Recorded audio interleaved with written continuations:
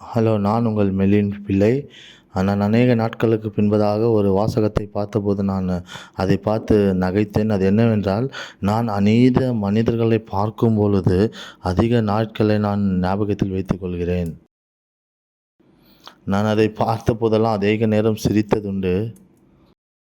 இன்றைக்கு ஒரு முக்கியமான நாள் என்னவென்றால், ஒரு முக்கியமான மனிதனை குறித்து நாம் பார்க்க போகிறோம். அவர் யார் என்றால், தேவனுடைய நண்பர் என்று அழைக்கப்பட்ட ஒரு மனுஷனை நாம் பார்க்க போகிறோம். அந்த மனிதன் ஒரு நீதிமானாக இருந்தான். அவன் கர்த்தருக்கு பிரியமானவனாக இருந்தான். அவன் பிரதானமானவனாக இருந்தான். மனிதர்களை பார்க்கிலும் அவன் பெரிய மனிதனாகவும் கர்த்தரை நம்புகிறவனுமாக இருந்தான். அவன் வேறு யாரும் இல்லை. வேதத்திலே பார்க்கும்பொழுது அவர் ஆபிரகாம். இன்றைய தலைப்பு என்னவென்றால், இந்த மனிதனிடத்தில் நாம் கற்றுக்கொள்ளப் போகிறோம். ஏன் அவன் இன்றைக்கு ரொம்ப முக்கியமானவன் நம்முடைய வாழ்க்கையிலே. ஆபிரகாம் அவன் வாழ்ந்த இடத்திலே, மெசொப்பொத்தாமியா தேசத்திலே அவன் வாழ்ந்து வந்தான். அவன் அநேக தூரமாய் பிரயாணம் பண்ணி வாழ்ந்த ஒரு மனிதன். ஆபிரகாம் அவனை அழைத்த போது ஆண்டவர், ஆபிரகாமே, நீ உன் வீட்டை விட்டு, உன் தகப்பனை விட்டு, உன் இனத்தை விட்டு, நீ வாழ்கிற ஜனங்களை விட்டு நீ அங்கேருந்து புறப்பட்டு வா என்று கர்த்தர் ஆபிரகாமை பார்த்து சொன்னார். கர்த்தருடைய வார்த்தை ஆபிரகாமை குறித்து இப்படியாய் சொல்லுகிறது, அவன் கர்த்தரை விசுவாசித்தான், அவனுக்கு நீதியாக அது எண்ணப்பட்டது. அவன் கர்த்தரை விசுவாசித்தான், அவன் நீதியாக எண்ணப்பட்டது. அவன் விசுவாசத்தின் மனிதன், சமாதானத்தின் மனிதன் என்று அழைக்கப்பட்டது. அவன் தேவனுடைய நண்பனாக இருந்தான். அநேக மனிதர்களுக்கு இப்பேற்பட்ட வார்த்தை கொடுக்கப்பட்டிருக்கிறது வேதாகமத்திலே. அவன் வாழ்ந்த நாட்களிலே ஆபிரகாம் என்று சொல்லப்பட்டது. ஏனென்றால் அவன் தன் தகப்பனுடைய வீட்டிலே நல்ல சுகபோகமாய் வாழ்ந்து வந்த மனுஷனாக இருந்தான். ஆபிரகாம் என்று சொன்னால் கனத்திற்குரியவன் என்ற அர்த்தம். அவன் வாழ்ந்த நாட்களிலே அவன் கனத்திற்குரியவனாக இருந்தான். இன்றைக்கும் அவனை குறித்து வேதம் சொல்லுகிறது, அவன் பெரிய ஜாதி உள்ள மனுஷனாக இருந்தான். ஆபிரகாம் தேவனுடைய நண்பனாக இருந்தான். தேவனுக்கு நண்பனை போல இருந்தான். நண்பன் என்று சொன்னால், தேவன் எப்படி ஆபிரகாமோடு நெருங்கி இருந்தாரோ அப்படி நம்மோடு இன்றைக்கு நெருங்கி இருக்கும்படியாய் அவர் நம்மை நண்பர்களே என்று அழைக்கிறதை நாம் வேதத்தில் இயேசு கிறிஸ்து அழைப்பதை நாம் பார்க்க முடியும். ஆபிரகாம் கர்த்தரால் அழைக்கப்பட்ட போது அவனுடைய பேர் அப்ரகாமாக இருந்தது.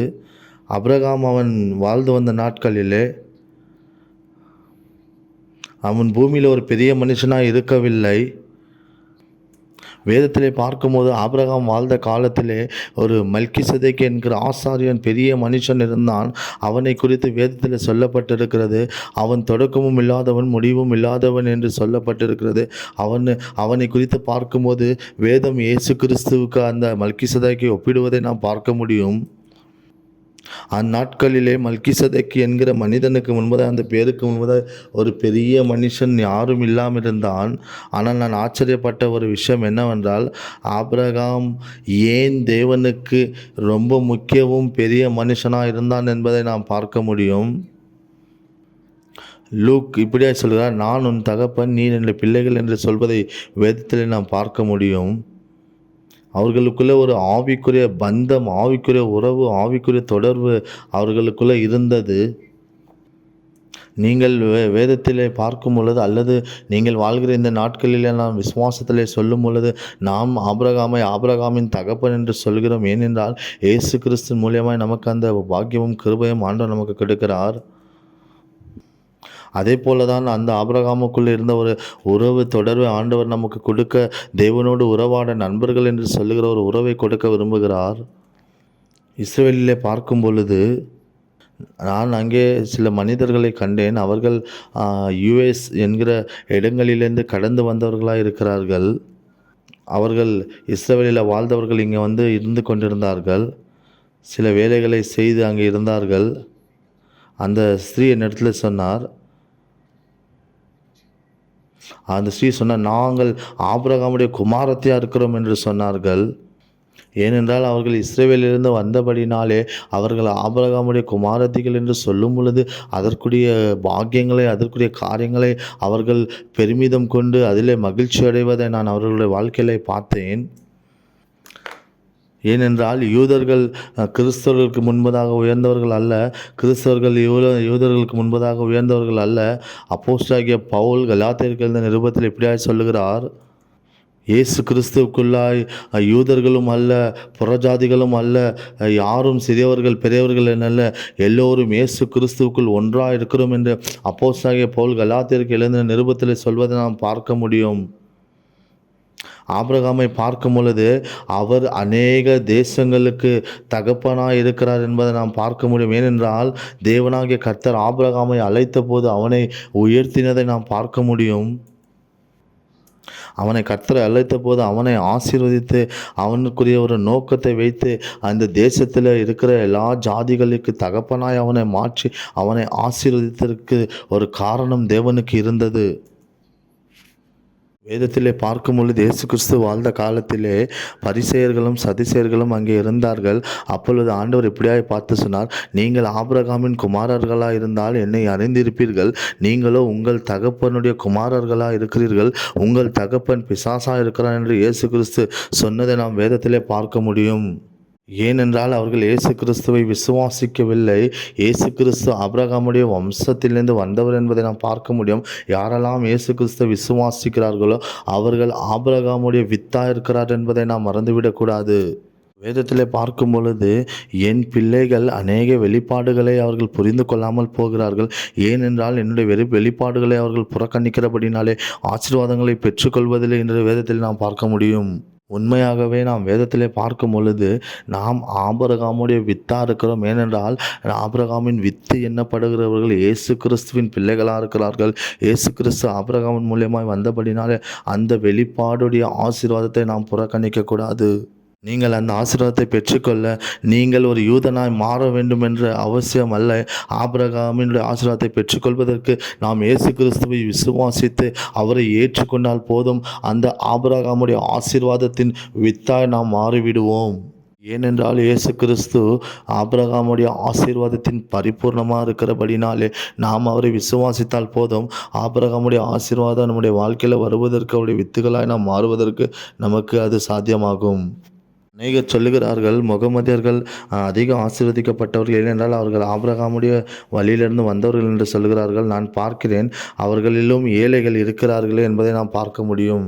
வேதத்திலே பார்க்கும் பொழுது இயேசு கிறிஸ்துவ பிசாசினால் சோதிக்கப்படும்படி கொண்டு போன போது அவன் அநேக காரியங்களை ஆண்டவரை பார்த்து சொன்னான், நீர் என்னை சாஷ்டாங்கமாய் பணிந்து கொள்ளும், இந்த உலகத்தில் இருக்கிற சகலவற்றையும் உமக்கு நான் கொடுப்பேன் என்று சொன்னபோது ஆண்டவராகிய கர்த்தர் அவருக்குள்ளே வல்லமை இருந்ததையும் அவர் தேவனுடைய பிள்ளை என்பதை எதையும் சொல்லவில்லை. ஆனால் அதற்கு மாறாய் தேவன் கர்த்தருடைய வார்த்தை நிமித்தம் பிசாசை அதற்றி அவனை புறம்பே போகும்படி செய்தார். அதே போலதான் பிசாசு அநேக மனிதர்களை அந்த பணத்தை காற்றி பொருள்களை காற்றி அவர்களை இழுக்கும்படி விரும்புகிறார். ஆனால் ஆபிரகாமுடைய பிள்ளைகள் என்னப்படுகிறவர்கள் இயேசு கிறிஸ்து மூலியமாய் விசுவாசத்திலே வருகிற நாம் ஆசீர்வதிக்கப்பட்டவர்கள் என்பதை நாம் புரிந்து கொள்ள வேண்டும். அநேக நேரங்களிலே பிசாசு என்ன செய்கிறான், மனிதர்களுக்கு பணத்தாட்சியை காண்பித்து பொருளாசையை காண்பித்து அவன் பின்னே வரும்படியாய் பிசாசு ஆசீர்வாதத்தையும் காண்பித்து வரவேற்கிறான். ஆனால் இயேசு கிறிஸ்து விசுவாசிக்கிற நாமோ அவருடைய பிள்ளைகளாக இருக்கிறோம். ஆபிரகாமுடைய ஆசீர்வாதத்தை அவர் நமக்கு கொடுப்பார் என்பதை நாம் விசுவாசிக்க வேண்டும். ஏனென்றால் மற்றவருடைய ஆசீர்வாதத்தை நாம் பார்க்க வேண்டாம்.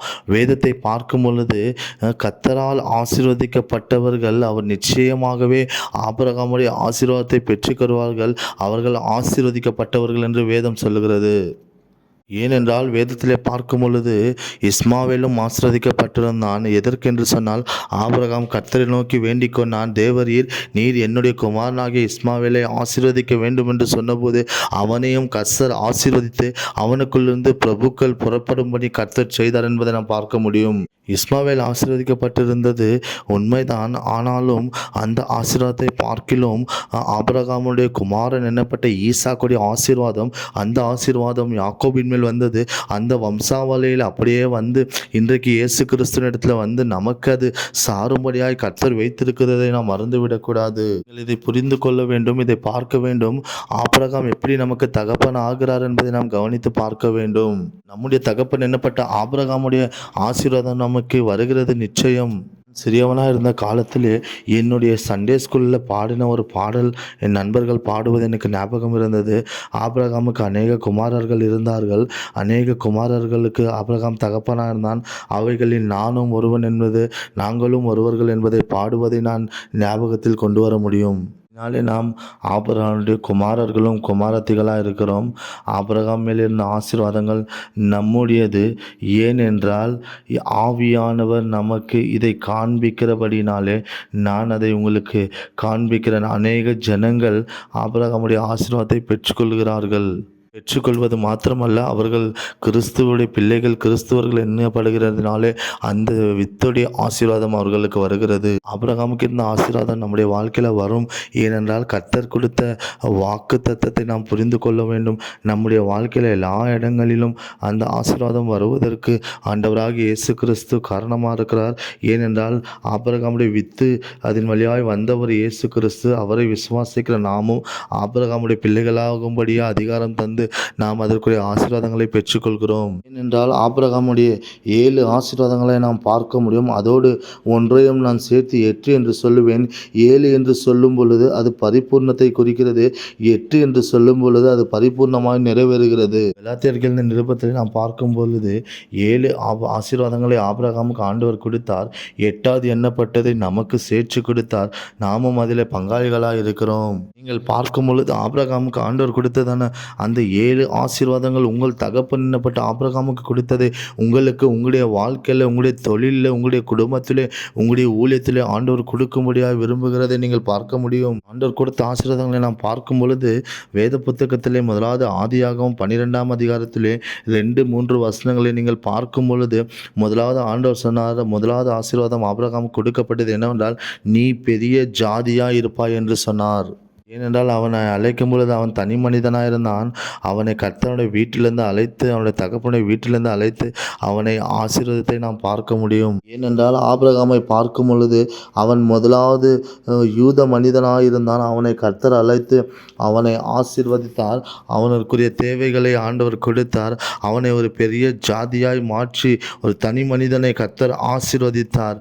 நாம் அந்த ஆசீர்வாதத்தை பெற்றுக்கொள்ள முடியும் என்றால், நாம் கர்த்தருடைய பிள்ளைகளாக இருக்கும் பொழுது, நாம் தனி மனிதர்களாக இருந்தாலும் அந்த ஆசீர்வாதத்தை நாம் பெற்றுக்கொள்ள முடியும். ஏனென்றால் நாம் அந்த ஆசீர்வாதத்தின் மேலே சார்ந்திருக்கிறபடினாலே, நாம் தனி மனிதர்களாக இருந்தாலும் அந்த ஆசீர்வாதம் நமக்கு சார்ந்திருக்கும். வார்த்தைகளை நீங்கள் கேட்கும் பொழுது ஆமேன் என்று சொல்லி அந்த வார்த்தைகளை நீங்கள் பெற்றுக்கொள்ளுங்கள். ஏனென்றால் இது உங்களுக்கு கர்த்தர் கொடுக்கிற வார்த்தையாக இருக்கிறது. நீங்கள் அதை இப்போ பெற்றுக்கொள்ளுங்கள். ஏனென்றால் நீங்கள் இந்த ஆசீர்வாதத்தை கேட்பதற்கும் சுதந்திரிப்பதற்கும் நீங்கள் செய்ய வேண்டியது ஒன்றே ஒன்று தான். இயேசு கிறிஸ்துவின் மேல் நீங்கள் விசுவாசமாக இருக்கும் பொழுது அந்த ஆசீர்வாதத்தை நீங்கள் இப்பொழுது பெற்றுக்கொள்வீர்கள். முதலாவது ஆண்டவர் சொன்ன அந்த ஆசீர்வாதம் என்னவென்றால், நான் உன்னை பெரிய ஜாதியாக்குவேன். அதுதான் முதலாவது ஆசீர்வாதம். என்றால் நீங்கள் விசுவாசிக்கும் பொழுது நீங்கள் உங்கள் தொழிலிலும், உங்களுடைய வேலையிலும், உங்களுடைய ஊழியங்களிலும் கர்த்தர் உங்களை ஆசீர்வதித்து உங்களை பெருகச் செய்வார். உங்களை பெரிய மனுஷனாய் மாற்றுவார். ஆசீர்வாதத்தின் நிறைவு உங்களுடைய வாழ்க்கையில் நிறைந்து வருவதை நீங்கள் பார்ப்பீர்கள்.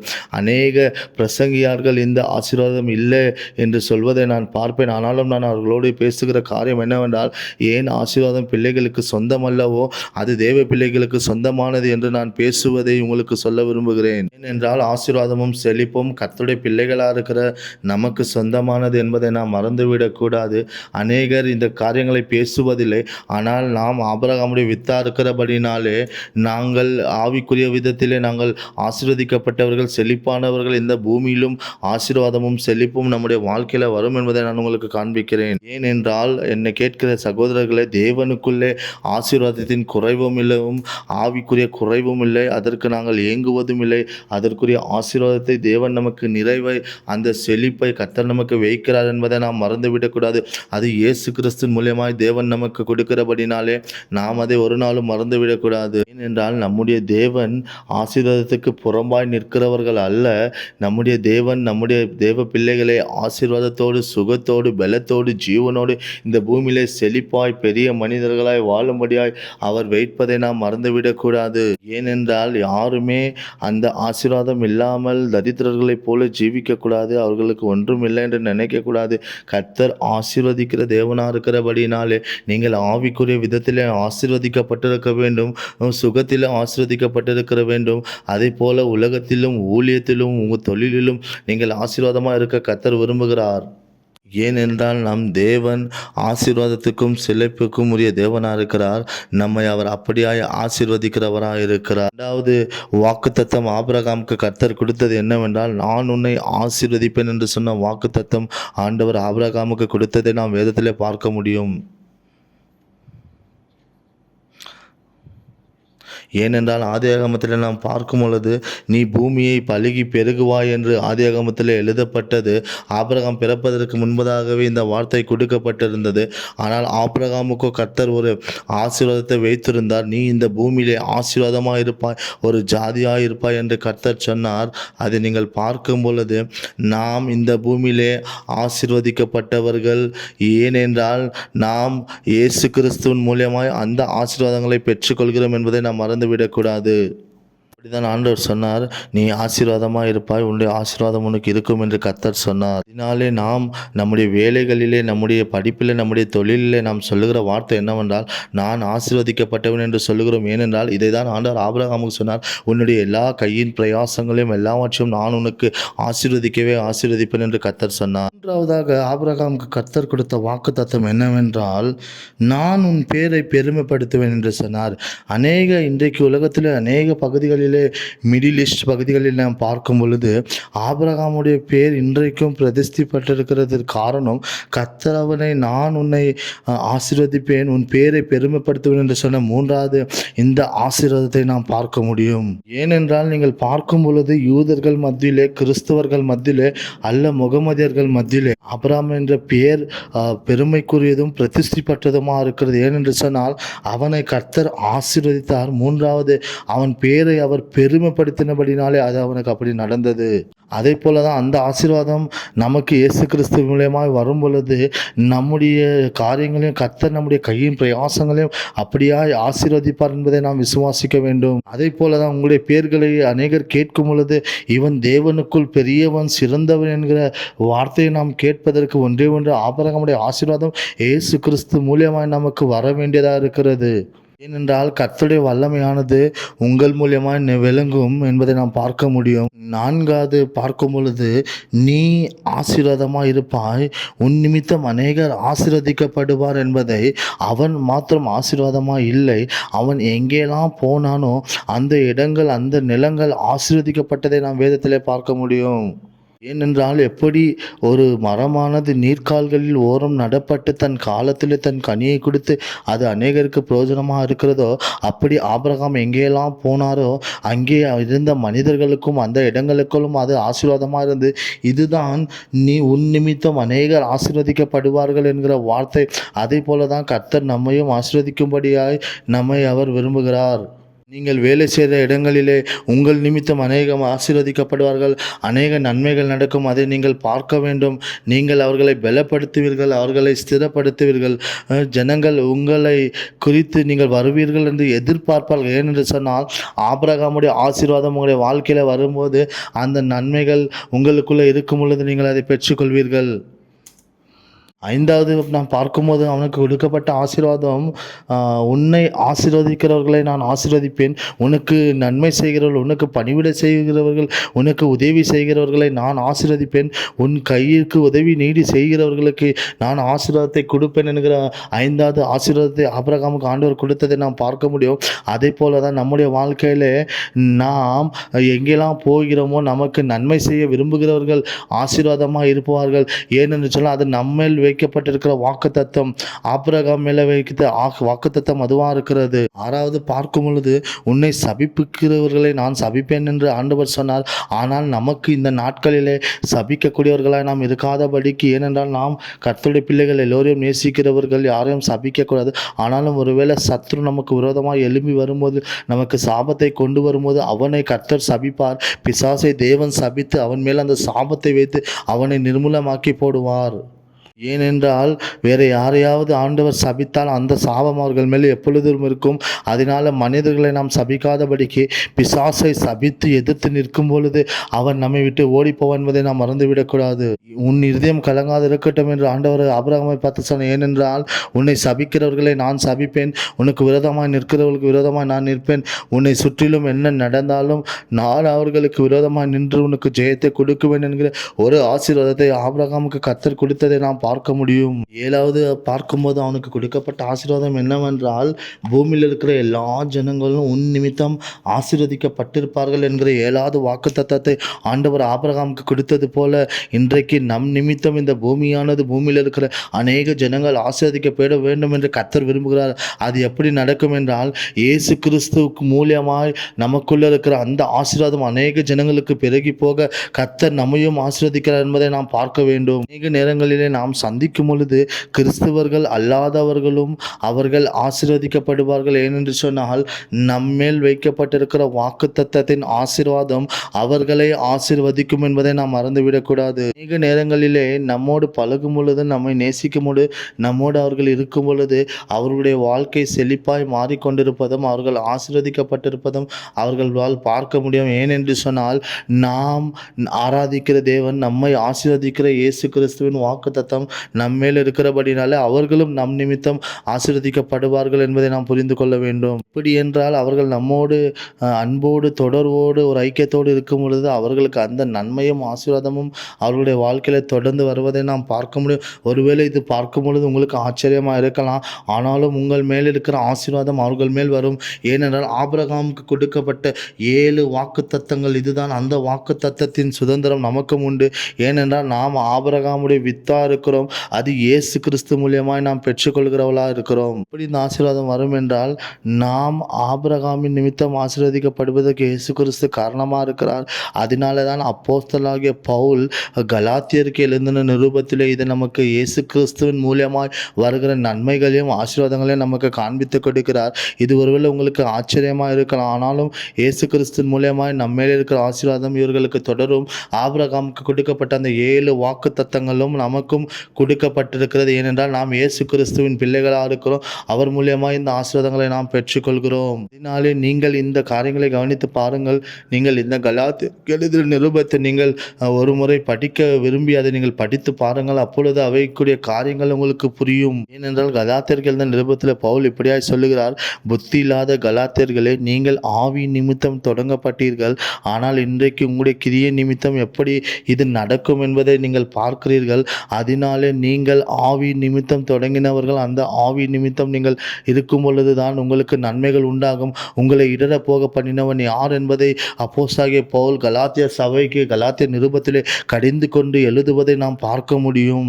ஏனென்றால் இயேசு கிறிஸ்துவின் மூலமாய் வருகிற ஆசீர்வாதம் அது நமக்கு கிடைக்கிறது, நம் கையின் பிரயாசத்தினாலே வருகிறது அல்ல என்பதை பவுல் கலாத்தியர் சபைக்கு அவர் சொல்லுவதை நாம் பார்க்க முடியும். ஏனென்றால் நீங்கள் ஆவியில் ஏவப்பட்டவர்கள், நீங்கள் மாம்சத்திலே செய்யும் பொழுது அது ஆவிக்குரிய நிறைவை நடத்தாது என்பதை நீங்கள் புரிந்து கொள்ள வேண்டும். நான் ஒரு வேத பகுதியை உங்களுக்கு காண்பிக்க விரும்புகிறேன். கலாத்தியர் 3ஆம் அதிகாரம் 7வது வசனத்திலே அப்போஸ்தலனாகிய பவுல் புறஜாதியாருக்கு சொல்லக்கூடிய வார்த்தை என்னவென்றால், நீங்கள் ஆபிரகாமை விசுவாசித்தால் அவருடைய பிள்ளைகளாய் மாறக்கூடிய அவருக்குரிய ஆசீர்வாதங்களை பெற்றுக்கொள்ளக்கூடிய வரங்களை கிருபையை அந்த அதிகாரத்தை நீங்கள் பெற்றுக்கொள்வீர்கள் என்று அப்போஸ்தலனாகிய பவுல் கலாத்தியருக்கு எழுதின நிருபம் அதில் 3ஆம் அதிகாரத்தில் புறஜாதிகளுக்கு சொல்வதை நாம் பார்க்க முடியும். மாத்திரமல்ல, இந்த ஆபிரகாமுடைய ஆசீர்வாதத்தை 7 ஆசீர்வாதங்களை நாம் பெற்றுக்கொள்ள வேண்டுமென்றால் இயேசு கிறிஸ்து மேல் விசுவாசமாக இருக்க வேண்டும் என்று பவுல் சொல்லுகிறார். ஆவிலே தொடங்கினவர்கள் ஆவிலே நடக்க இந்த விசுவாசம் முக்கியமாக இருக்கிறது.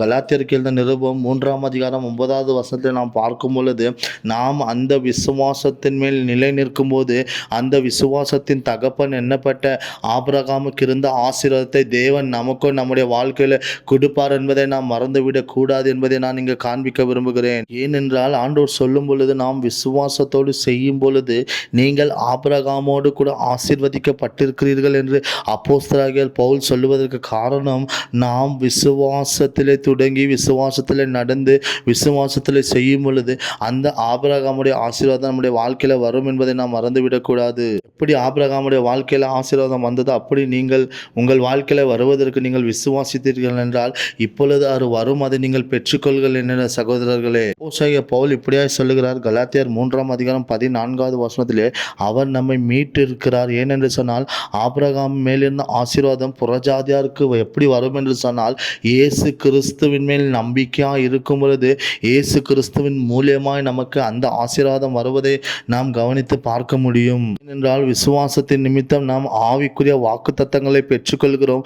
அதனாலே ஆபிரகாமுக்கும் கொடுக்கப்பட்ட வாக்குத்தத்தங்களை நாம் சுதந்தரிக்க நம்மாலே ஆகும் என்று அப்போஸ்தலனாகிய பவுல் கலாத்தியருக்கு எழுதின நிருபத்திலே சொல்வதை நாம் பார்க்க முடியும். பவுல் சபைக்கு என்ன சொல்லுகிறார் என்றால், நீங்கள் இயேசு கிறிஸ்துவின் மேல் நம்பிக்கையாக இருந்தால் போதும். நீங்கள் ஆபிரகாம் மேல் நம்பிக்கை வைக்காமல் இருந்தாலும் இயேசு கிறிஸ்துவின் மேல் நீங்கள் ஆபிரகாம் மேல் வைக்காத நம்பிக்கை இயேசு கிறிஸ்துவின் மேல் வைக்கும் பொழுது அந்த ஆசீர்வாதங்கள் உங்களை தொடரும் என்பதை பவுல் சபைக்கு காண்பிப்பதை நாம் பார்க்க முடியும். விசுவாசத்தினாலே நாம் அந்த ஆசீர்வாதத்தின் வாக்கு தத்தத்தின் ஆவியின் சுதந்தரிப்பை நாம் பெற்றுக்கொள்கிறோம் என்பதை நாம் மறந்துவிடுகிறோம். எவ்வளவு நல்ல தேவன் நமக்கு இருக்கிறார். இயேசு கிறிஸ்துவுக்குள்ளே நாம் வாழும் பொழுது ஆபிரகாமுக்கு கொடுக்கப்பட்ட 7 வாக்கு தத்தங்களும் நமக்கு கொடுக்கப்பட்டிருக்கிறது. அது மாத்திரமல்ல, ஆவியின் வாக்கு தத்தம் நமக்கு கொடுக்கப்பட்டிருக்கிறதை நாம் மறந்துவிடக்கூடாது. ஆவியின் வாக்கு தத்தம் நமக்கு இயேசு கிறிஸ்து மூலியமாய் வருகிறது என்று நாம் மறந்துவிடக்கூடாது. 8வது வாக்கு தத்தம் என்னவென்றால் ஆவிக்குரிய நன்மைகள் என்பதை நாம் பார்க்க முடியும். நீங்களும் உங்கள் பிள்ளைகளும் உங்களுடைய சந்ததிகளும் இந்த ஆசீர்வாதங்களை சுதந்தரிப்பதற்கு உங்களுக்கு சந்தேகம் வேண்டாம். ஏனென்று சொன்னால் நீங்கள் இயேசு கிறிஸ்துவின் மேல் விசுவாசமாக இருக்கும் பொழுது அந்த ஆசீர்வாதம் உங்களை வந்து சேரும் என்பதை நீங்கள் மறந்துவிடக்கூடாது. எனக்கு அன்பான நண்பர்களே, நான் உங்களை சொல்லி ஆசீர்வதிக்கிற காரியம் என்னவென்றால், நீங்கள் ஆபிரகாமுக்கு வந்த ஆசீர்வாதத்தை பெற்றுக்கொள்ள நீங்கள் செய்ய வேண்டியது ஒன்றே ஒன்று. இயேசு கிறிஸ்துவின் மேல் விசுவாசமாக இருக்கும் பொழுது ஆபிரகாமுக்கு கொடுக்கப்பட்ட 7 ஆசீர்வாதங்களையும் கர்த்தர் நமக்கு கொடுப்பார். அதை நாம் விசுவாசத்தோடு பெற்றுக்கொள்ள ஆவியானவர் என்கிற 8வது வாக்கு தத்தத்தை நாம் சுதந்தரிக்க கர்த்தர் நமக்கு கிருபை தருவார் என்று நீங்கள் கர்த்தரை விசுவாசிக்கும் பொழுது நீங்களும் உங்களுடைய குடும்பங்களும் உங்களுடைய தொழிலும் உங்களுடைய வியாபாரங்களும் நீங்கள் இருக்கிற இடங்களும் ஆசீர்வதிக்கப்படும் என்பதை நான் உங்களுக்கு உறுதியாக சொல்ல முடியும்.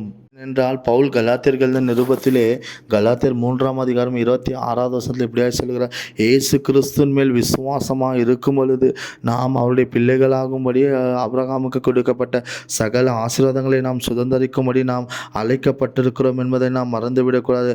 அதுதான் நமக்கு வேதம் கற்றுக் கொடுக்கிறது.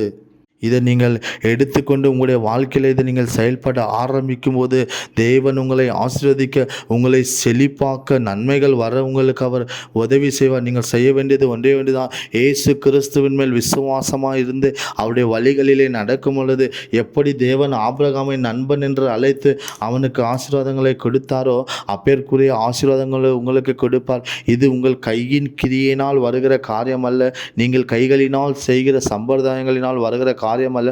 நீங்கள் இயேசுவின் மேல் விசுவாசமாக இருக்க வேண்டும். இயேசுவை நம்ப வேண்டும். அவர் மேல் நம்பிக்கையாக இருக்கும் பொழுது இந்த ஆசீர்வாதம் உங்கள் வாழ்க்கையில் வரும் என்பதை நீங்கள் மறந்துவிடக்கூடாது. அப்பொழுது இந்த ஆசீர்வாதங்கள் உங்களையும் உங்களுடைய குடும்பங்களையும் சந்ததியும் தொடரும். நாளுக்கு நாள் இது உங்களுடைய வாழ்க்கையில் பெருகும், நன்மைகள் உண்டாகும். அதை நீங்கள் மறந்துவிடக்கூடாது. நீங்கள் ஒன்றொன்றாய் நீங்கள் பார்க்கும் பொழுது தேவன் கொடுத்த வாக்கு தத்தங்கள் மாறுவதில்லை. அவனை அவர் ஆசீர்வதிக்கிறார் என்பதை, அவன் அதை பெற்றுக்கொள்கிறான் என்பதை நீங்கள் மறந்துவிடக்கூடாது. நான் கேட்ட ஒரு கதையை உங்களுக்கு சொல்ல விரும்புகிறேன். ஒரு நாள் ஒரு பெரிய ஆர்மி என்கிற இடங்களிலே அநேக மனிதர்கள் அங்கே அந்த பயிற்சி செய்து கொண்டு அநேகருக்கு முன்பதாய் நடந்து கொண்டிருந்த போது அப்பொழுது அங்கே வேடிக்கை காரியங்கள் நடந்து கொண்டிருந்தது. அப்பொழுது அங்கே ஒரு பெரிய பலூன் எண்ணப்பட்ட ஒரு பலூன் கட்டப்பட்டு ஒரு பெரிதாய் அந்த பேர் போடப்பட்டு அது அங்கே வானத்தில் பறந்து கொண்டிருந்தது. எல்லாரும் அதை பிடித்து கொண்டிருந்தார்கள். திடீரென்று என்ன ஆனது, அந்த பலூனின் கீழ்ப்புறம் இருந்த அந்த கயிற்றுடைய காரியம் அறந்து போனதினால அந்த பலூன் மேலே பறக்க ஆரம்பித்தது. அப்பொழுது எல்லாரும் அந்த பலூனை பிடித்து கொண்டு அப்படியே மேலே பறக்க ஆரம்பித்தார்கள். ஆனால் சில நேரங்கள் போக போக போக அநேகரால் பிடிக்க முடியவில்லை. அநேகர் அதை கீழே விட்டு விட்டார்கள். அநேகர் கீழே விழுந்து அடிகள் பட்டு அநேகருடைய உடலிலே ரத்தங்கள் வந்து அவர்கள் காயத்தோடு விழுந்தார்கள். ஆனால் அதில் ஒரே ஒரு மனிதன் மாத்திரம் அந்த பலூனை தன் இருந்து கொண்டிருந்ததை அவன் பிடித்து கொண்டிருந்தான். எல்லாரும் ஆச்சரியத்தோடு பார்த்து கொண்டிருந்தார்கள். அப்பொழுது அவர்களை மீட்கும்படியாய் மீட்கு பணி செய்கிறவர்கள் வந்து அந்த மனிதனை மீட்சி கீழே எடுத்து இறங்கிய போது அப்பொழுது அவரோடு இருந்த ஒரு கமாண்டர் வந்து அவனிடத்தில் கேட்டார், எல்லோரும் எல்லோரும் கீழே விழுந்துட்டார்கள், நீ மாத்திரம் எப்படி பிடித்து கொண்டிருந்தாய் என்று கேட்டபோது அவன் சொன்ன வார்த்தை இப்படியா இருந்தது, எல்லோரும் இந்த பலூனை பிடித்து பலூனுடைய கயிற்றை அவர்கள் கைகளிலே பிடித்து கொண்டிருந்தார்கள், நானோ அப்படி செய்யவில்லை. நான் அந்த பலூனுடைய கயிற்றை எடுத்து என்னுடைய வயிறு பகுதிகளில் இறுக்கி கட்டி கொண்டேன். அதனாலே நான் அந்த பலூனுடைய கயிற்றை சிறிது நேரம் கழித்த பிறகு என்னால் பிடிக்க முடியவில்லை என்று நான் விட்டுவிட்ட உடனே அந்த என் வயிறில் கட்டப்பட்டிருந்த அந்த பலூனுடைய கயிற்று என்னை விடாமல் பிடித்து கொண்டிருந்தனால்தான் நான் தப்பித்து இப்போ கீழே நான் சுகமாக இறங்கியிருக்கிறேன் என்று அந்த மனிதன் சொன்னான். அப்படிதான் நம்முடைய விசுவாசம், நாம் பிடித்து கொள்வது அல்ல, தேவன் நம்மை பிடித்து கொள்ள வேண்டும் என்பதை நாம் உறுதிப்படுத்த வேண்டும் நம்முடைய வாழ்க்கையிலே. அதே போல தான் இன்னைக்கு நான் உங்களுக்கு சொல்லுகிறேன், நீங்கள் இயேசுவை பிடித்து கொள்ள வேண்டும் என்று அல்ல, ஆண்டவரை நீங்கள் பிடித்து கொள்ள வேண்டும் என்று அல்ல, அவர் உங்களை பிடித்து கொள்ள வேண்டும் என்கிற விசுவாசத்தோடு நீங்கள் முன்னே கடந்து போகும் பொழுது நீங்கள் உங்கள் வாழ்க்கையில ஆசீர்வாதமாய், செழிப்பாய், சுகமாய், பலமாய் ஜீவிப்பீர்கள் என்பதை மறந்து விடாதீர்கள். ஏனென்றால் ஆண்டவர் சொன்னார், வருத்தப்பட்டு பாரம் சுமப்பவர்கள் என்னிடத்தில் வாருங்கள், நான் உங்களுக்கு இளைப்பாறுதல் கொடுக்கிறேன், அது மாத்திரமல்ல நான் உங்களுக்கு சமாதானம் கொடுக்கிறேன் என்று சொன்ன தேவன். இந்த வார்த்தைகளினாலே கர்த்தர் உங்களை ஆசீர்வதிப்பார். நீங்கள் இயேசு கிறிஸ்து மேல் விசுவாசமாயிருங்கள். நீங்கள் கர்த்தரை பிடித்து கொள்ளும் பொழுது கர்த்தருடைய ஆசீர்வாதம் உங்கள் வாழ்க்கையில் நிச்சயமாக வரும் என்று சொல்லி நான் உங்களை ஆசீர்வதிக்கிறேன். மீண்டும் சந்திக்கலாம். நான் உங்கள் மெல்வின் பிள்ளை.